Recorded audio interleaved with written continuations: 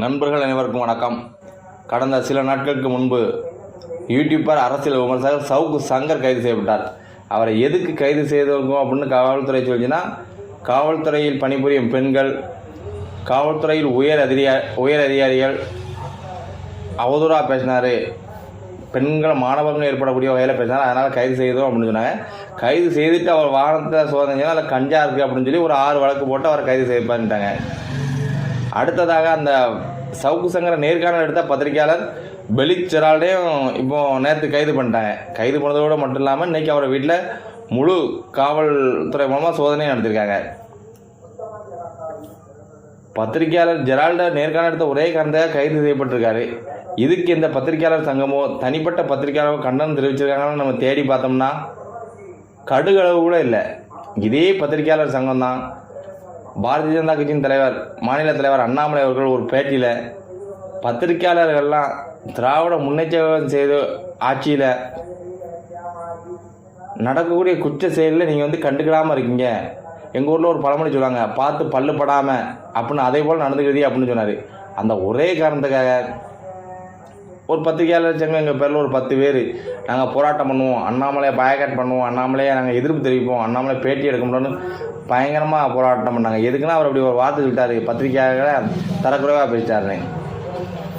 அதுக்கு அண்ணாமலை விளக்கம் சொன்னார். அப்புறமும் விடுதலை பேசிக்கிட்டே இருந்தாங்க. அது அப்படி போயிடுச்சு, விடுவோம். இதே பத்திரிகையாளர் இன்றைக்கி ஒரு பத்திரிகையாளர் கைது பண்ணி வச்சுருக்காங்க. இதுக்குலாம் பேட்டி எடுத்த ஒரே குற்றத்திற்காக. இதுக்கு யாராவது கண்டனம் தெரிவிச்சிருக்காங்களா? இல்லை. அண்டா செந்தில்னு ஒருத்தர் எழுதாரு, திமுக செம்புன்னு சொன்னாங்க. இல்லை, நான் திமுக செம்பு கிடையாதுங்க, அண்டா அப்படின்னாரு. அந்த ஆள் பேச பார்த்தாலே காற்றை புத்தி கொடுத்துலாமா இருக்கும், அந்த அளவுக்கு பேசுவாப்புல.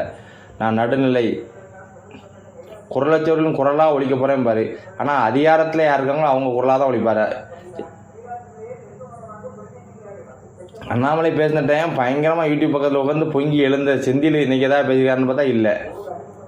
அடுத்து நம்ம நக்கீரன் ஒரு மீசையை வச்சுட்டு அவர் இப்போ அண்ணாமலைக்கு எதிராக போராட்டம் பண்ணாங்க. நக்கீரன், குணசேகரன் எல்லாம் பத்திரிகையாளருக்கு ஒன்றா நான் முதலாக நிற்பேனாரு. அந்த நக்கீரன் எதாவது பேசிப்பாருன்னு பார்த்தா ஒன்றுமே இல்லை. யூடியூப் பக்கத்தில் என்ன ஒரு பேப்பர்லையாது லாஸ்ட்டில் யாரும் படிக்காத பக்கத்துலையா போடுவேன்னா அதுவும் இல்லை.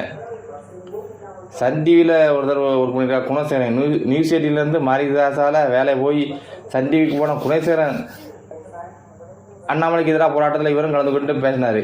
பத்திரிகையாளர்கள் அப்படி பண்ணாங்க, இப்படி பண்ணாங்க, பத்திரிகையாளர் ஒற்றுமையாக இருக்கணும், பத்திரிகையாளருக்கு ஒன்றுன்னா நாங்கள் அப்படி தூக்கி தலையிலே நிப்பாட்டுனார்.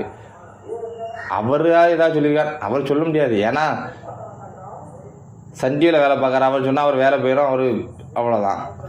மற்ற பத்திரிகையாளர் சங்கங்களை ஏதாவது கண்டனம் தெரிவிக்கணும், எதுவுமே தெரிவிக்கல. நம்ம தமிழகத்தோட பத்திரிகை நடுநிலையமில் எந்த நிலையம் இல்லை, ஒரே நிலை திராவிட நிலை மட்டும்தான்.